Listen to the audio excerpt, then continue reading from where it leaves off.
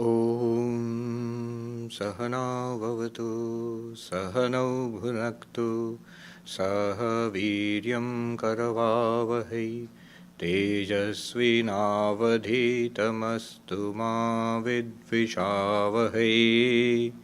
Om Shanti Shanti Shanti.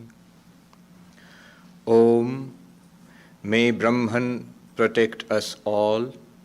May Brahman nourish us all. May we attain great spiritual heights by the grace of Brahman. May our study be luminous. May there be no disharmony amongst us. Om, peace, peace, peace.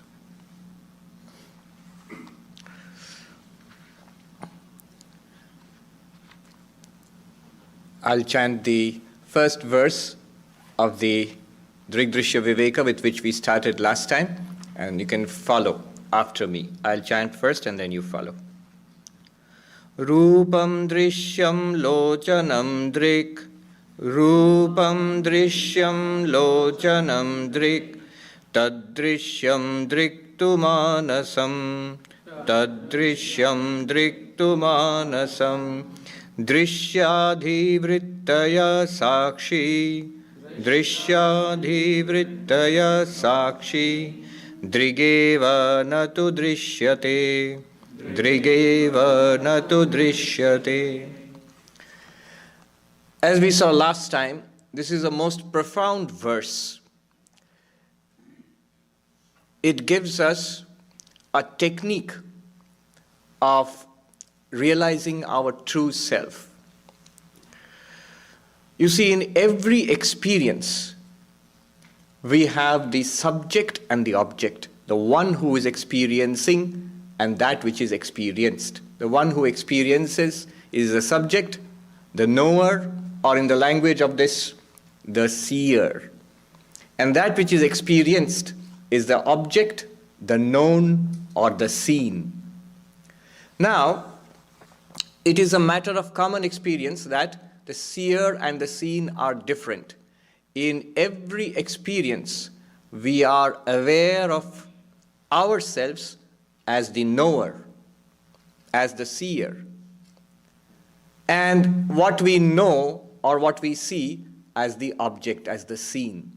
So the seer and the seen, the knower and the known, the drashta and the drishya, in the terms of this verse, they are always different. And using this principle, last time we observed the text guides us through this process, just like a very good teacher, taking us from the most commonsensical experience, from our what we know, from there to deeper and deeper levels of analysis. So we start with something very common. We are looking out at the world, simply looking out with our eyes.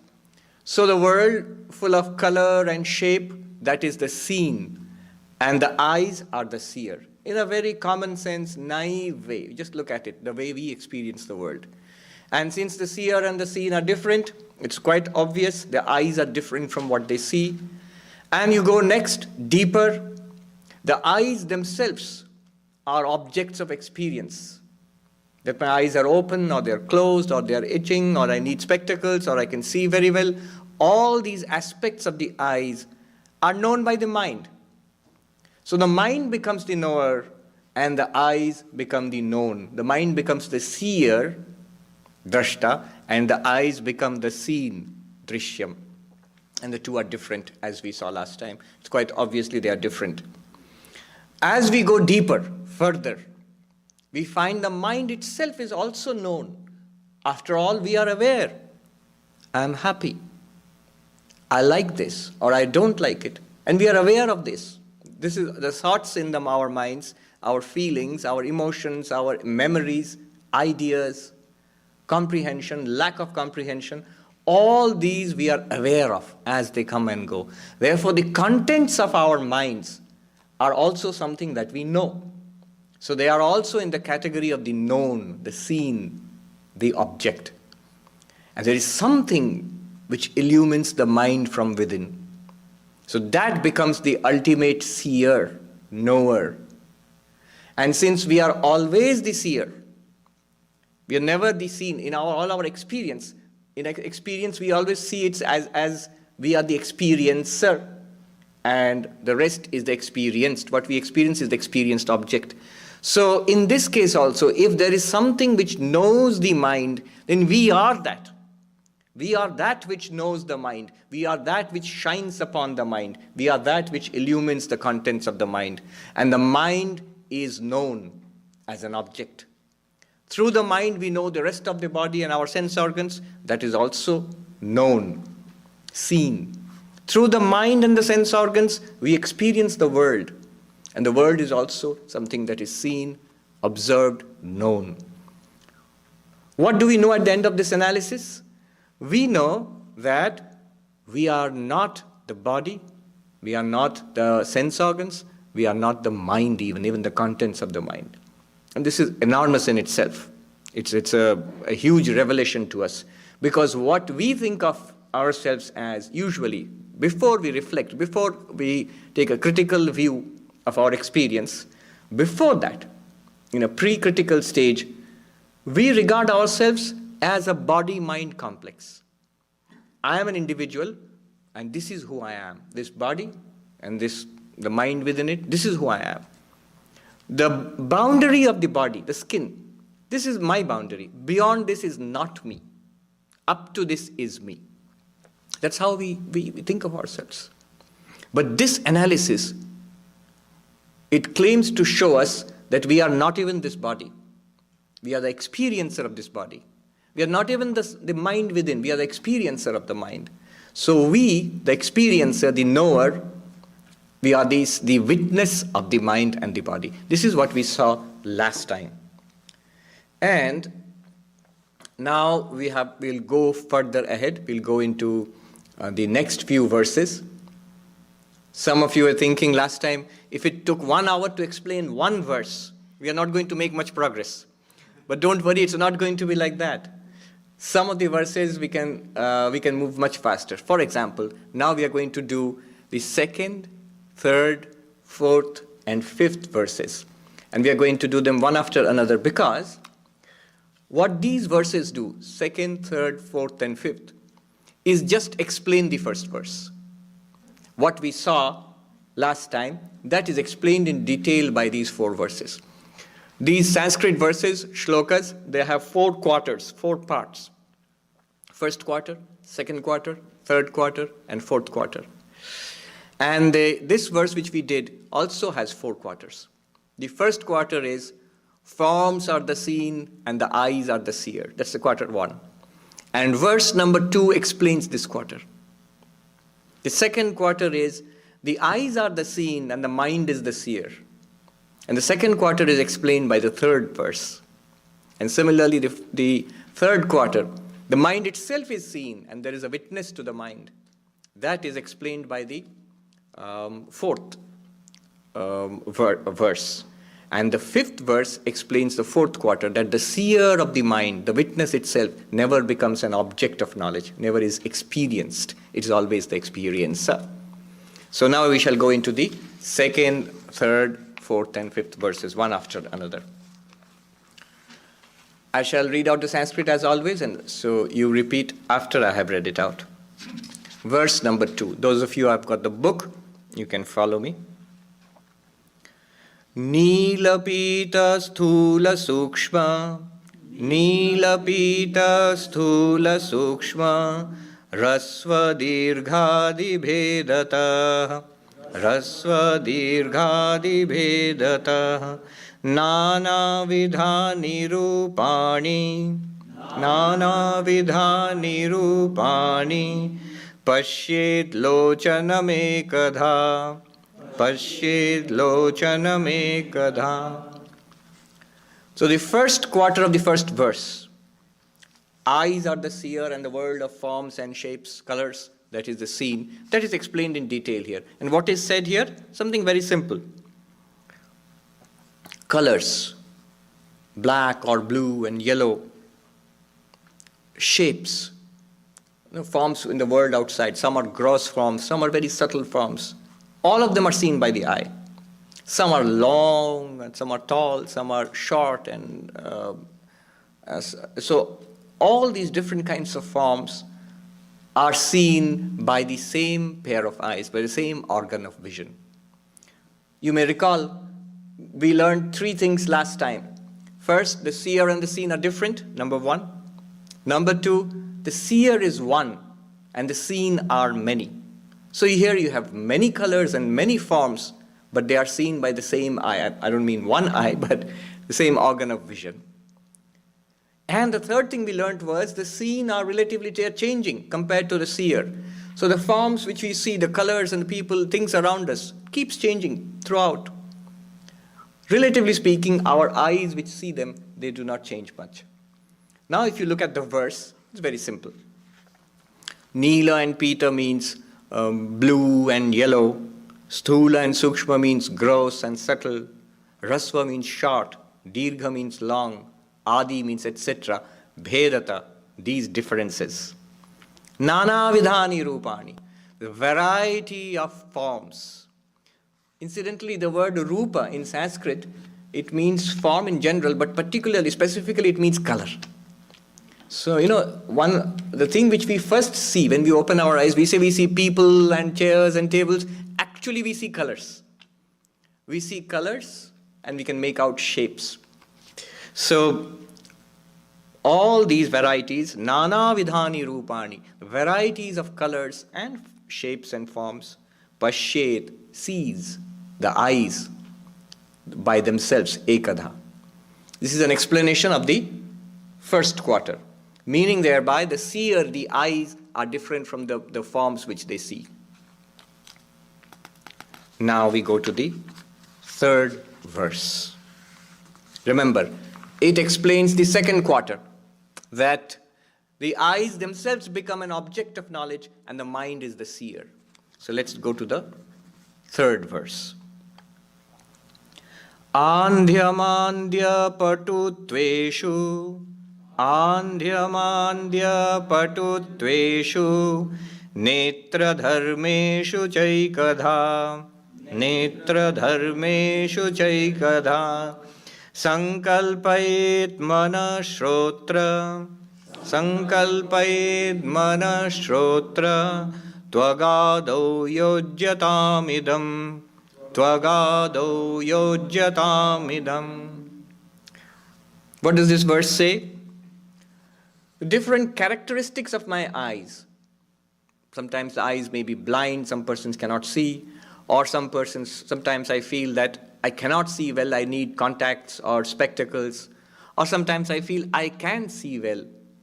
These different characteristics of the eyes, of my eyes, are known by me. And what knows them? The mind. There's no very deep philosophy here. It's simply recounting our experiences and inviting us to reflect on our experiences. Everybody experiences this. So I know the conditions of my eyes. Eyes are open, eyes are closed, I can see well, I cannot see well, and so on. Who knows this? The mind. If the mind is the knower, then all of these have become the known, the eyes become the known, and the mind is different from the eyes. The knower and the known are different. They cannot be the same. And quite obviously we see, it's a fact that our minds are different from the eyes. Sankalpayet mana. I'll read out the Sanskrit. Andhya means blindness. Mandya means dullness of the eyes, the inability of the eyes to see well. Patu, sharpness of vision. 20 by 20, they say, doctors. And netra dharma, the qualities of the mind, the characteristics of the eyes. Netra means eyes, characteristics of the eyes. Ekadha, by itself, the mind. Sankalpayet manaha, the mind can cognize, can understand, can think about. Now what do? It's the same thing, not only for the eyes, also for all our sense organs. Why only the eyes? Ears. What the condition of my ears? I can know, I can hear well, or I need, I think I can hear well, but everybody tells me you cannot hear well, so you need hearing aid. So the conditions of the ears are well known to the mind. The mind understands it. So the mind is different from the ears. And so for the skin, the nose, and so on, the tongue, and so on. So shrotra means ears. Twag means skin. Ears, skin, nose, tongue, all the sense organs. Yodyatamidam. You can fit it here. The same goes for all the other sense organs. The mind by itself understands, cognizes, knows, sees the sense organs. So the mind is different from the sense organs. And by that reasoning, the mind is something which knows the body from within. And so the mind is the knower, sense organs and the physical body are the known. So the mind must be different from them because the seer and the seen are different. This is the fundamental distinction that we are holding on to from the very beginning. And that the mind is different from the sense, from the body and the sense organs, it is not difficult to understand. That's how we feel also. The mind is something subtle, the body is something gross, we feel this. Though scientists and doctors will tell you that the mind is something generated by the brain, but that's a different matter altogether. How the mind is generated by the brain, and that's we are entering vague territory there. But here, as we feel it, we feel that the mind is something and the body is something else. So the mind becomes the seer, the body is the seen. Quick examination. What about the world outside? Is it the seer or the seen now? Seen. The world is always the seen. The known. World is always known. But the body and mind, sometimes we feel that it is the knower with respect to the world outside. But when we look at the body and mind, it becomes the known and the mind becomes the knower. Now we go to the fourth verse. This fourth verse is about the third quarter of the first verse. The third quarter says, the contents of our minds are known. They are objects of knowledge. The contents of our minds are as much objects as this book is an object, different from me. And this fourth verse goes, I'll read out, then you can follow. Kama sankalpa sandeho Shraddha shraddhe dhriti tare Rir dhir bhir ityevam adin bhasayate kadhachitihi. It's a beautiful verse. Chitihi means consciousness. Consciousness illumines by itself. What does it illumine? What does consciousness shine upon? It shines upon the contents of our minds. And what are the contents of our minds? Kama, desire. I want this, I want that. Desire. I want something. We are aware that we want something. Now here I'll make a subtle distinction. The distinction is this. When we say that we are aware when we want something, when we say we are aware of our thoughts, what they mean here is not that you are thinking about your thoughts. That's called introspection. Even when I don't think about it, when I want something, I'm also immediately aware that there is a thought, a desire in my mind, even without reflecting back upon it. So consciousness directly illumines our thoughts, our emotions, our desires, our memories, our understanding or lack of understanding. All of that is directly illumined by consciousness. You may remember I had told you that there are 3 stages of understanding this. The first stage is we should be able to repeat back what the verse says. The second stage is we should intellectually understand what they are trying to tell us. We get it. And the third stage is it must become a living fact for us. Just as I say that there is a book on the table, you don't have to believe it. You don't have to intellectualize about it. It's a fact, you can see it. In the same way, it should become a clear fact for us that the contents of my mind are objects. And consciousness illumines these objects. Kama, desire, arises in the mind immediately. I'm aware of that. Sankalpa, thoughts, various types of thoughts. Sandeha, doubt. So he is so intelligently putting this. Suppose you don't understand. I don't understand what this guy is talking about. I do not understand. This confusion, am I not aware of the confusion in the mind also? Yeah, that's what he's saying. The confusion in the mind also is illuminated. Suppose someone doubts the whole thing, is skeptical about this whole thing. Is skeptical about this whole thing. All that Advaita tells this person is, if you're skeptical about the whole thing, are you aware that you are skeptical? Yeah, I'm aware that I'm skeptical. That's all we are saying. Shankaracharya says, Yaeva asya nirakarta tasyeva atmasa. The one who denies the existence of this Vedantic self, that self, it's his very self, of the self, the one who is denying the existence of this self. So, that this consciousness does not exist, it's as ridiculous as saying, if I speak and I say I don't have a tongue. I don't have a tongue. If I don't have a tongue, how am I speaking? So anything which we are aware of, that shows that consciousness is illumining that thought in the mind. Sandeha, doubt. Shraddha, a deep faith. Yes, I believe in God, I believe in religion. I'm convinced about Vedanta. Your conviction also shines in the light of the same Atman. I am not convinced. Ashraddha. I don't have faith in this. I am not convinced. That lack of conviction, that also shines in the same light of the same Atman. Ashraddha. Dhriti, the ability to hold on to something. It's a great quality. In the 13th chapter of the Bhagavad Gita, among the qualities which lead to self-realization, one of the things is dhriti, the ability to hold on to a high pursuit in spite of difficulties. In fact, that's a quality which leads to success in any endeavor in life. Dhriti. It's a quality that you display when you come today, when it's raining outside and it's inclement weather, and you brave the weather and you come to a Vedanta class in the evening. So you're displaying dhriti. That's the manifestation of the ability to hold on to a higher pursuit. Dhriti. Itare, etc. All sorts of thoughts, feelings, emotions, memories, whatever comes up in the mind is illumined by one witness consciousness. Chitihi, consciousness. Sakshi, witness. What else? Ri, modesty. Dhi, understanding, intellect. Bhi, fear.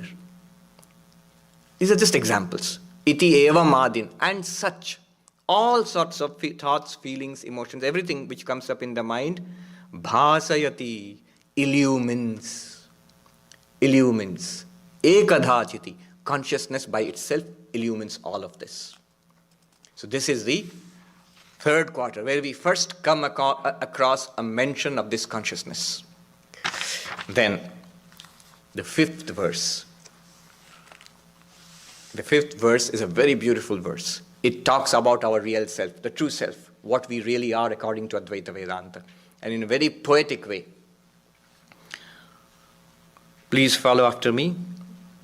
Nodeti nastametyesha, nodeti nastametyesha, na vriddhim yati na kshayam, na vriddhim yati na kshayam, swayam vibhatyatha-nyani, swayam vibhatyatha-nyani, bhasayet sadhanam vinam, bhasayet sadhanam vina. This consciousness within, ever shining, know that its comparison is with the sun. It does not rise. Every day we experience sunrise and sunset. The sun of consciousness never rises, never sets. Eternally shining. No deti nastameti. Neither it rises, neither does it set. Always shining. There is a similar verse in the Panchadashi where it says, days pass, months pass, consciousness shines. Years pass, the body grows old, dies, consciousness watches, shines. The ages roll past, thousands of years, life after life comes and goes.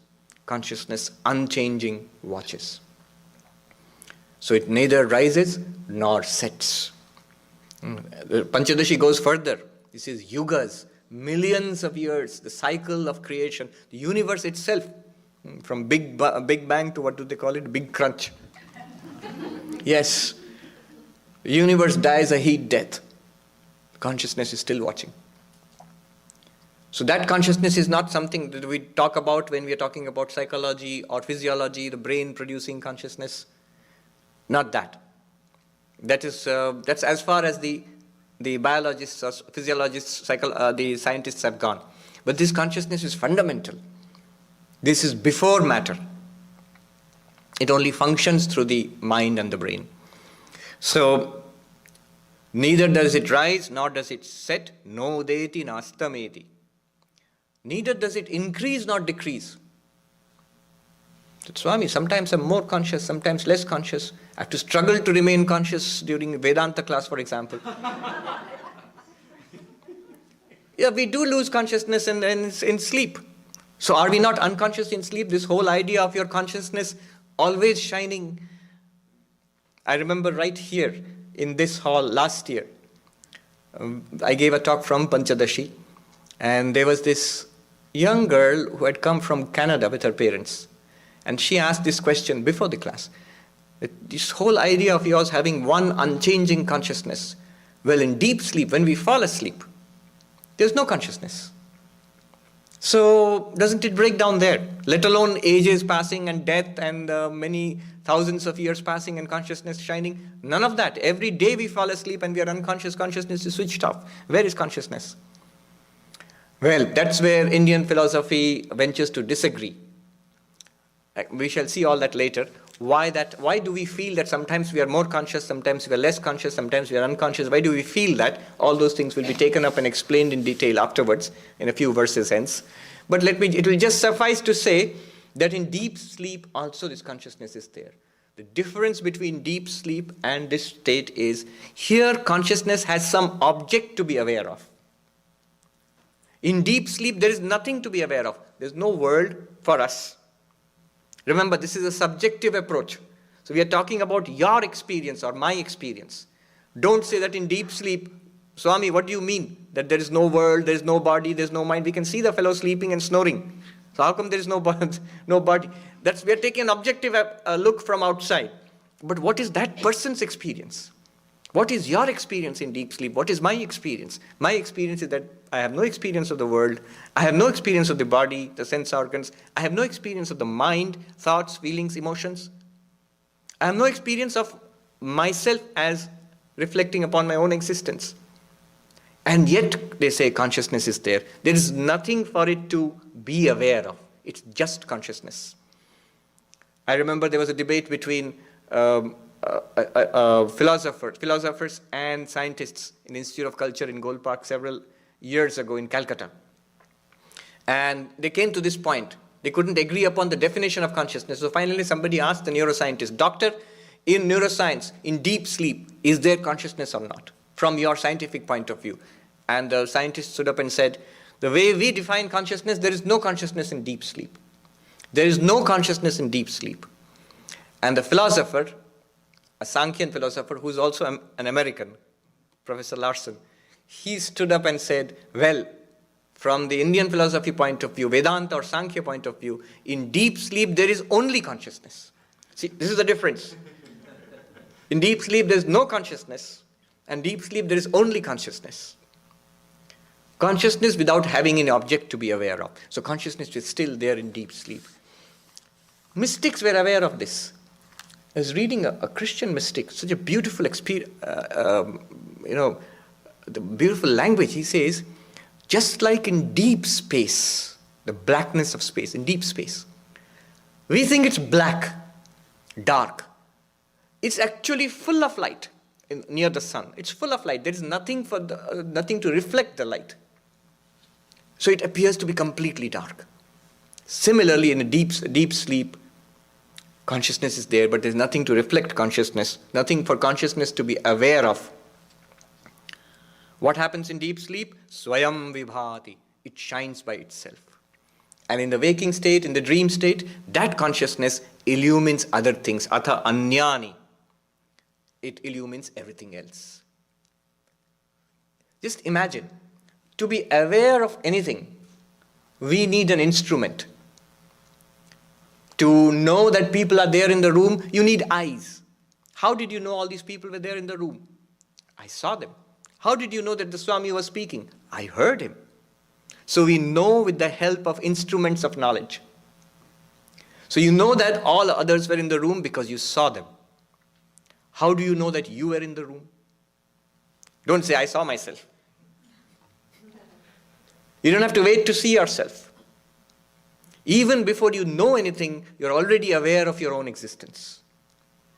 So consciousness is self-illumined. It does not depend on any instrument of knowledge to express itself or to shine forth. To know other things, it requires instruments. Mind is required to know thoughts, feelings, emotions. Mind and sense organs are required to know the body and the external world.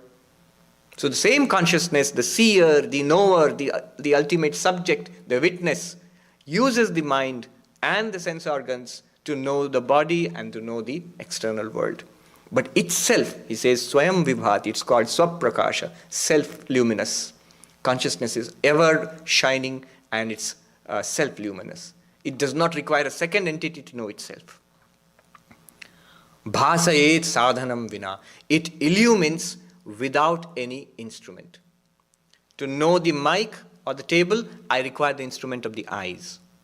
But to know the contents of my own mind, consciousness does not require any instrument. It illumines directly. So this is what? The explanation of the fourth quarter, the last quarter, the one which is our real nature, pure consciousness. Now, I will not go any further with the text now, because a new area will be started, a new topic will be started next. But what I'll do is, because this is not just a Drg-Drśya-Viveka class, this is an introduction to Vedanta. So we'll take a little break here and talk about some general matters. I started straight with the text last time, because as I said, I wanted us all to have a taste of Vedanta itself straight away, without any preliminary introduction. So now some preliminary talk. Some preliminary matters have to be discussed. The source book, the source texts of the Vedanta are the Upanishads. In fact, the definition of Vedanta, the traditional definition of Vedanta is Vedanta nama Upanishad pramanam. What is Vedanta? If you ask a classical Sanskrit scholar, what is Vedanta? He will say, Vedanta is the source of knowledge known as the Upanishads. Vedanta means Upanishads, the texts called Upanishads. What are these Upanishads? They are part of the fundamental spiritual texts, religious texts, the scriptures of the Hindus, the Vedas. The four Vedas, Rig Veda, Sama Veda, Yajur Veda, Atharva Veda, these are the fundamental, the core spiritual, the scriptural texts of the Hindus. And these Vedas are vast, there's a vast corpus of literature. Most of them deal with rites, rituals. Many of us, we have seen in the Vedanta societies the fire sacrifice which is performed, the home of fire. So that traces its origins back to the rituals of the Vedas. Now, towards the end of the Vedas, sometimes in the middle of the Vedas, you find these texts which set forth the highest philosophical wisdom. So these texts are called Upanishad or Vedanta, the culmination of Vedanta, the end of Vedanta. Sometimes they're literally at the end of certain Vedic Samhitas, sometimes they're in the middle, but they set forth the highest wisdom of the Vedas. So they are called Vedanta, the end, the culmination, the highest knowledge, Vedanta. Veda literally means knowledge. Here it means spiritual knowledge. There are many Upanishads. But among them, 10 Upanishads are of particular interest and importance. And these 10 are important because some 1300 years ago, Adi Shankaracharya selected them for commenting, for writing commentaries, extensive explanations. So these are the central Upanishads upon which Advaita-Vedanta is based. Isha Upanishad, Kena Upanishad, Katha Upanishad, Prashna Upanishad, Aitairya Upanishad, Taittiriya Upanishad, Mundaka Upanishad, Mandukya Upanishad, Chandogya Upanishad, Brihadaranyaka Upanishad. The 10, we call them major Upanishads because Shankaracharya commented upon them. Some of them are very small. Isha Upanishad, Mandukya Upanishad is the smallest. Some are very big. Brihadaranyaka, Chandogya, these are very big Upanishads. Some of them are in verse, mantras in verse. Some of them are in prose. They are very old. Even by modern reckoning, they are maybe 30 centuries old, 3,000 years, 4,000 years old. By tradition, they are ageless because they were revealed by God to the Upanishadic seers.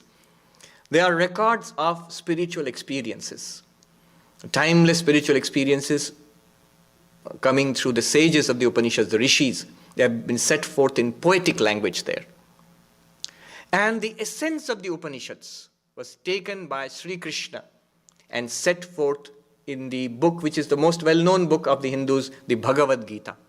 So the Bhagavad Gita, the song of God, God here means Krishna, the song of God, Bhagavad Gita, is the essence of the Upanishads. There's a verse which says that the Upanishads are the cows, and the one who milked these cows was Krishna, and we got the milk, the nectar-like milk is the Bhagavad Gita. So the essence of the Upanishads we find in the Bhagavad Gita. It's a practical approach to the Upanishads. What do we do? What is the knowledge of the self? How do we meditate? How do we analyze our life? Bhakti, jnana, dhyana, karma, all these things you find in Bhagavad Gita. But the Bhagavad Gita is firmly rooted in the Upanishads. So that's also Vedanta. There's another text, not discussed so much, called the Brahma Sutras. Not discussed with very good reason. Because if you think this is dry and philosophical, you should try the Brahma Sutras. I remember when I became a monk, a novice, so the first thing I did was I visited the library looking for books and Vedanta books, and I took the biggest, shiniest book I could find. That was the Brahma Sutras, English translation by Swami Gambhirananda ji. Brahma Sutras, Sanskrit commentaries, translation by Swami Gambhirananda ji. One of the most dense books in human civilization. I pulled it out and I told Swami that I've got a book on Vedanta which I plan to start. And he asked, oh, what book is that? I said, it's something called Brahma Sutras, commentary of Shankaracharya translated by Swami Gambhirananda. And so the Swami said, oh, that book, you won't go beyond a single page, beyond the first page. And that scared me so much that I put it back in the library immediately. It's only after I came to the training center and I started, it was taught to us, then I started reading it. So there are 555 aphorisms, sutras. Sutras are compact sayings. And these aphorisms, a lot of meaning is packed into each sutra. And there are 555 of these. What are these? These are basically reasoning, philosophical reflection upon the Upanishads. Upanishads are poetry. They are mystical.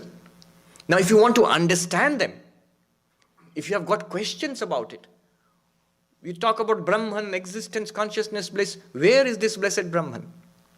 You say the world is false. How is the world false? And what do you mean the world is false? In what sense is it false? I am not the body and the mind. I am spirit. What is spirit? How am I not the body and the mind? The aim of life is God realization. What do you mean by God realization? Can you precisely tell us? All these things are discussed threadbare. I can see a lot of interested looks, but I warn you. First, let's finish this before we go into the Brahma Sutras. Now, Shankaracharya, he wrote commentaries on the Upanishads, on the Bhagavad Gita, and on the Brahma Sutra. And these Upanishads, the Bhagavad Gita and Brahma Sutra taken together with the commentaries are called Prasthanatraya, the threefold canon of Vedanta. The threefold canon, the canonical texts of Vedanta, central texts of Vedanta. The Upanishads, Bhagavad Gita, and Brahma Sutras. Especially when we consider Vedanta as a philosophical system, the Brahma Sutras are important. So Brahma Sutras with Shankaracharya's commentary forms the basis of the philosophical system known as Advaita-Vedanta, the non-dual interpretation of Vedanta. There are other types of Vedanta, different flavors of Vedanta, if you will. Different flavors. You go to a shop, ice cream shop, you have a lot of different flavors of ice cream. So there are different flavors, different types of Vedanta, depending on the interpretation, especially on the interpretation of the Brahma Sutras. So Shankaracharya's commentary, Brahma Sutra Bhashya, is the basis of the philosophy of non-dual Vedanta, Advaita Vedanta. There were others. Ramanujacharya, the great qualified non-dualist. He wrote the Sri Bhashya commentary on the Brahma Sutras. And that forms the philosophical basis of the system known as Vishishtadvaita Vedanta. Madhvacharya wrote the Purna Prajna Bhashya on the same Brahma Sutras, which forms the basis, the philosophical basis of the great system known as Dvaita Vedanta. Nimbarkacharya, he wrote a Bhashya called the Vedanta Parijata Bhashya on the Brahma Sutras, which forms the basis of the system known as Dvaitadvaita Vedanta. Vallabhacharya wrote the Anu Bhashya on the Brahma Sutras, which forms the basis of another system of Vedanta called Shuddhadvaita Vedanta. And there are others too. There is the Govinda Bhashya on the Brahma Sutras, which forms the basis of Achintya Bheda Veda, the philosophical system of the Gaudiya Vaishnavas. If that doesn't draw any sign of recognition, the ISKCON, the Hare Krishnas, so they are rooted their tradition is rooted in the Gaudiya Vaishnava tradition, which is a stream of Vedanta, which has Achintya Bheda Vedanta at its core. So these are varieties of Vedanta. And what we are studying, what we teach primarily is Advaita Vedanta, the non-dual Vedanta in the lineage of Shankaracharya. Now, if all this sounds formidable, it is formidable. Let me not make it, no Vedanta light here. It is formidable. So for that reason, the great masters of Vedanta, they wrote introductory texts. They wrote texts which makes our entry into this formidable citadel much easier. And these introductory texts are called Prakarana Granthas. Prakarana Granthas, introductory texts. Many of you are holding in your hands, this book is a Prakarana Grantha, an introductory text. There are many such introductory texts. Among them, a very famous text is Vedanta Sara. Another text is Vedanta Paribhasha. Another well-known introductory text, Prakarana Grantha, is Viveka Chudamani. And there are others. Shankaracharya himself wrote a few. Aparoksha Anubhuti, Upadesha Sahasri, Atma Bodha. These are all Prakarana Granthas. They are all introductory texts. They introduce you to certain areas of Vedanta. They either give you a bird's eye view, or certain important areas of Vedanta, they are introduced for the benefit of the beginner. So this is what we are studying. A few more comments, then I shall stop and take questions. There is something we should know before we go into Vedanta. This is called the sadhana chatushtaya. There are some preliminary qualities that the masters of Vedanta expect from us. Now don't be scared. We all have it to some degree or the other, but we need to work on it. What are these qualities? They are 4 in number. 4 qualities which we need to keep our eyes on. One is Viveka. Second, Vairagya. Third, Shama Damadi Shat Sampati, a set of 6 disciplines. And fourth, Mumukshutvam, a desire for freedom and a yearning for liberation, a yearning for God realization. I'll repeat that. Viveka, it means analysis or discrimination. Discrimination between the real and the unreal. Viveka. From where Swami Vivekananda gets his name. Vivekananda. This is Viveka. Viveka means to distinguish 2 things which are mixed up. Vivich prithak karani.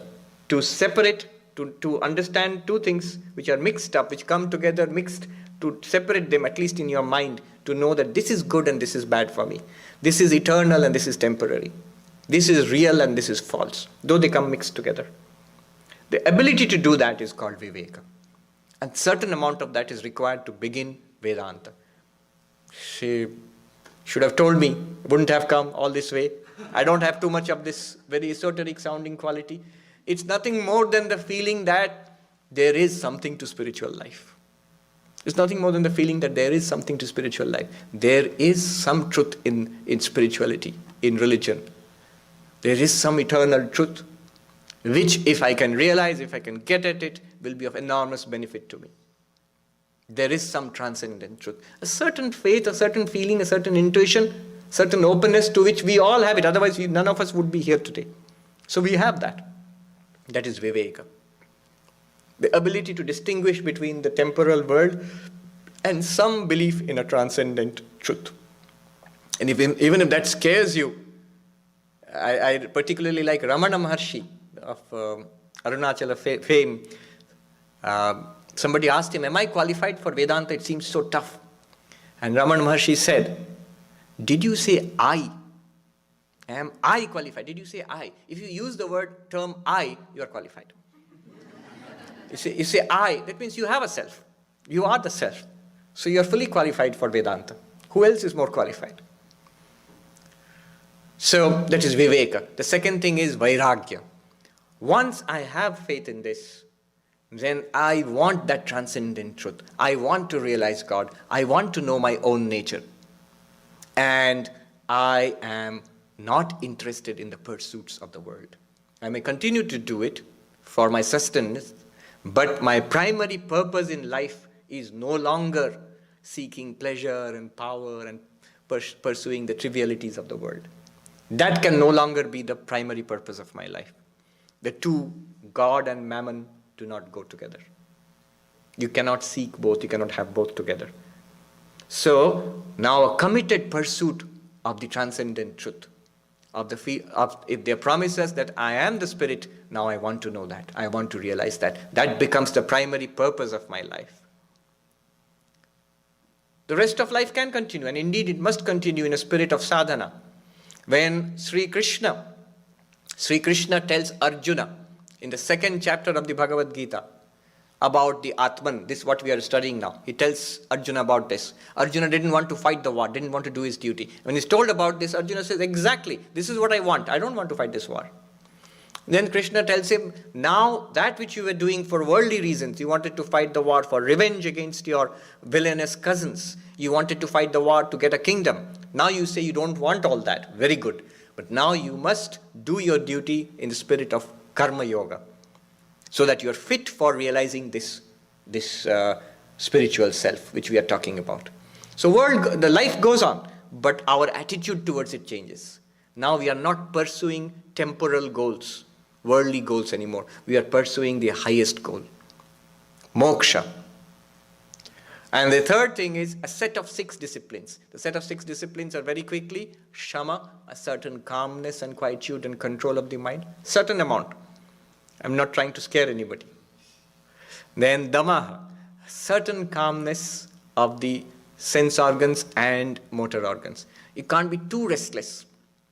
There are people who are very intelligent, but very restless. I met this young boy a few weeks ago, very intelligent. And he was talking to me, but all the time bouncing back and forth. In his late teens, bouncing back. He can't stop it. Now, this is one way. I remember when we were novices and we used to go for scripture classes. And there was one of the novices, one of the brahmacharis sitting with us. He had the habit of, like many of us we do, habit of shaking his leg while he was sitting, He was sort of swinging his leg while he was sitting and reading a book. And the Swami who was teaching us suddenly, very sharply, scolded him. What's that? Stop. Sit still.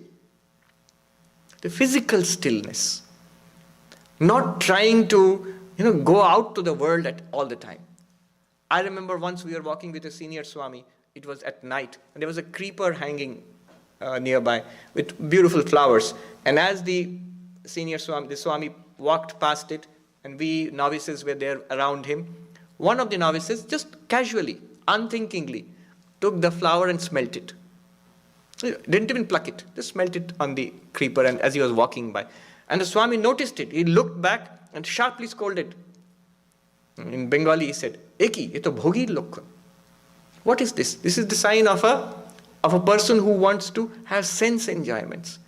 It's an unthinking reaction. Something is nice there, I must see it. Something is tasty there, I must eat it.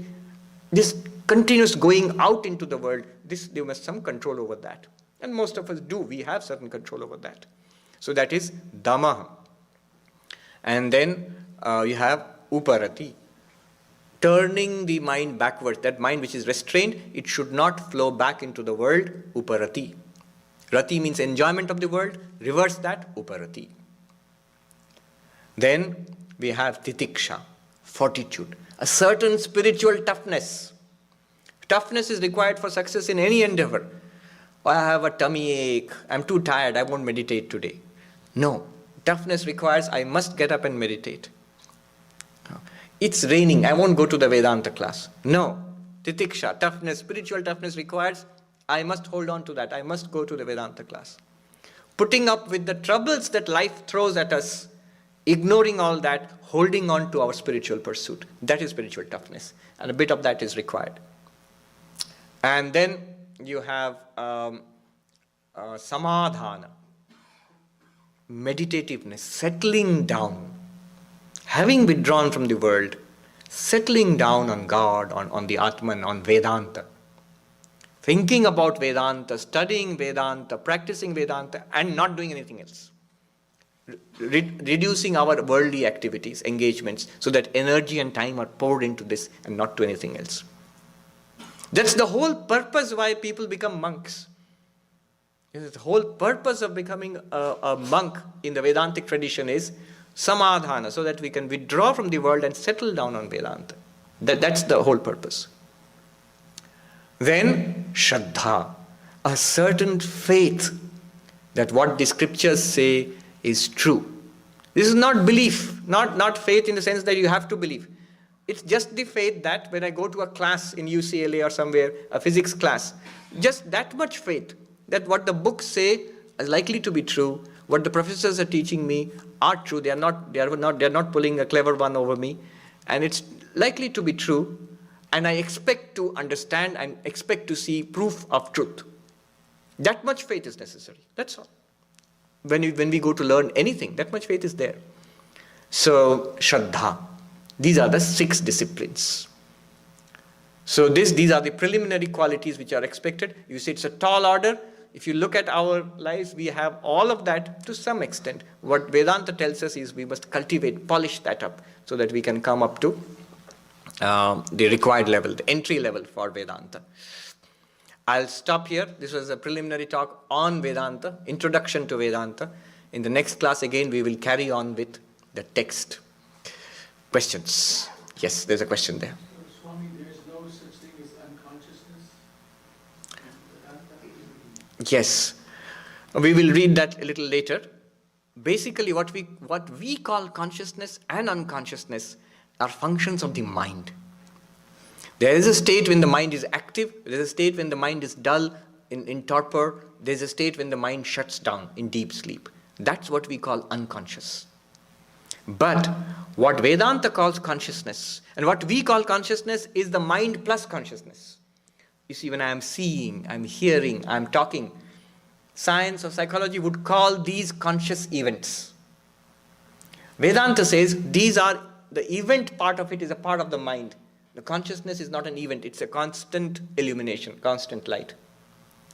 So, what happens is the mind can shut down, consciousness still remains. So that consciousness, the pure consciousness, there's no unconsciousness there. There is no absence of consciousness there.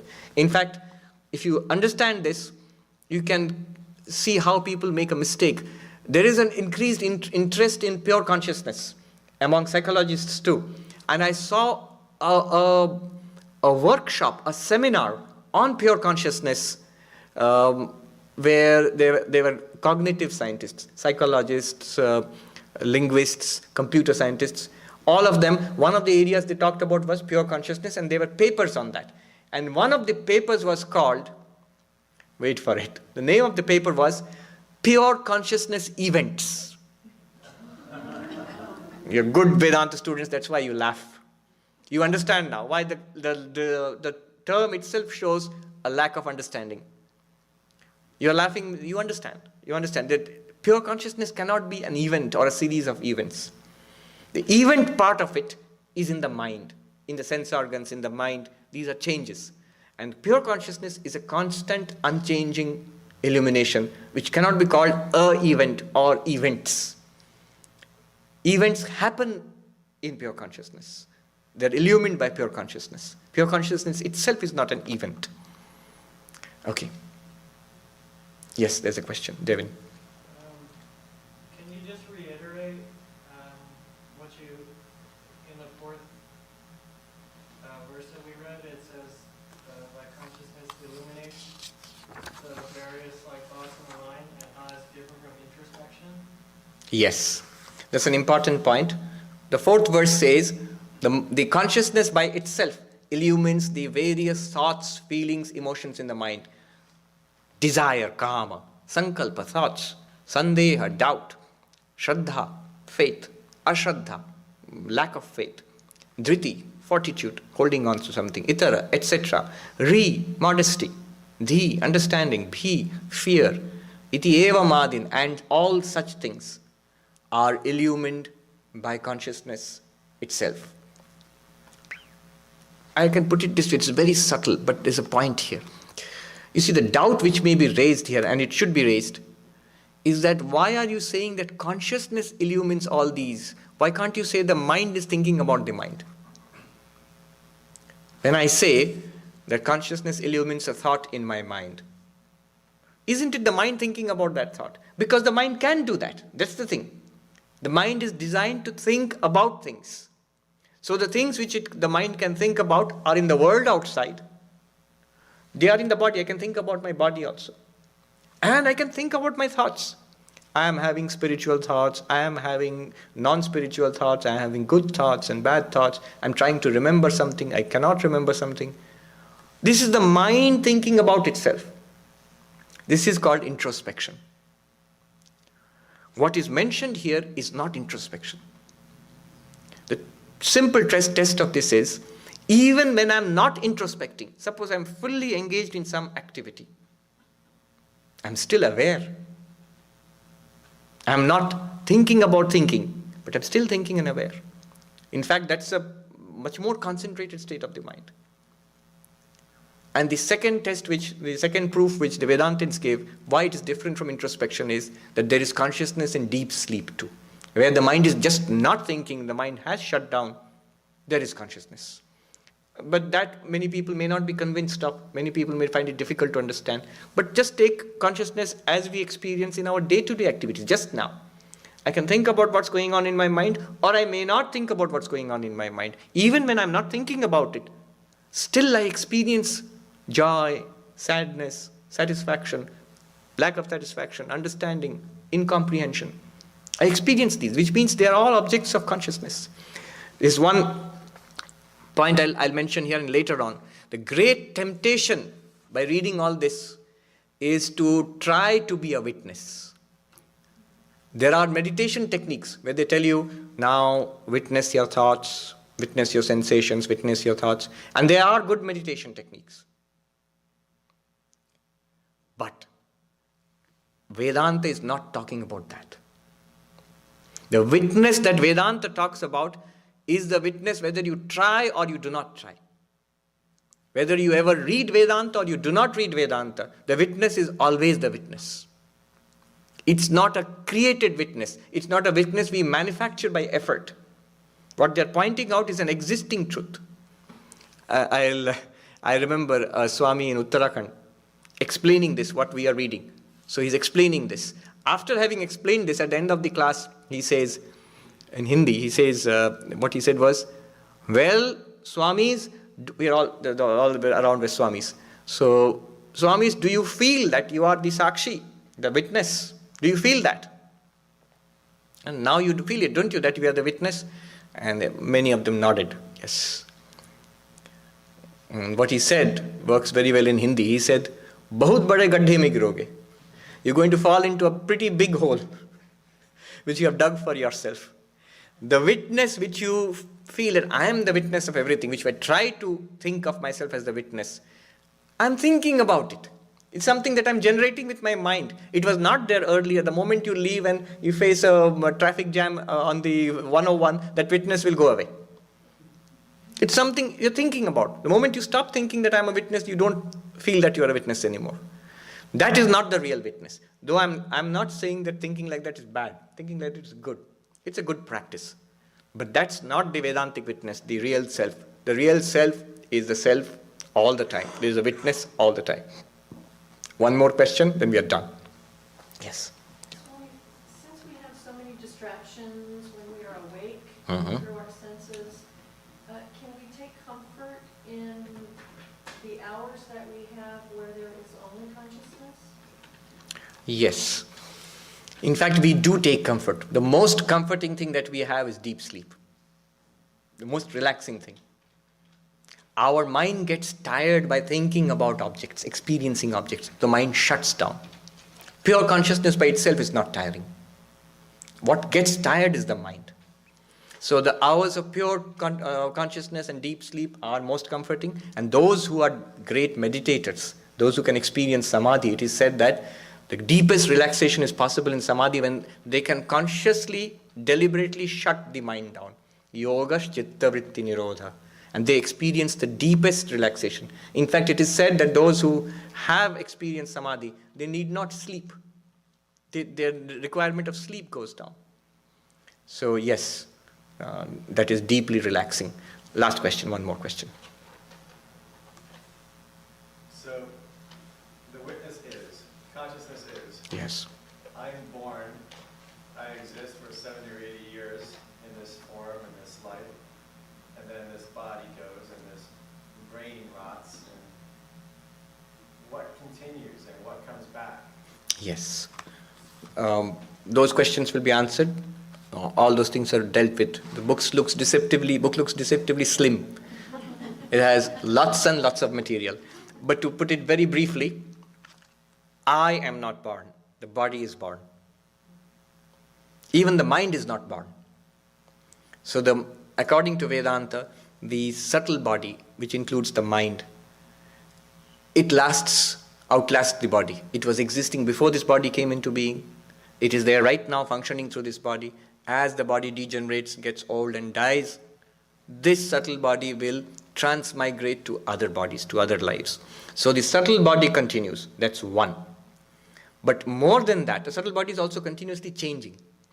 But more than that, pure consciousness continues. It was there before the body, before the subtle body too. It is there now, it will be there afterwards. And that's what we are.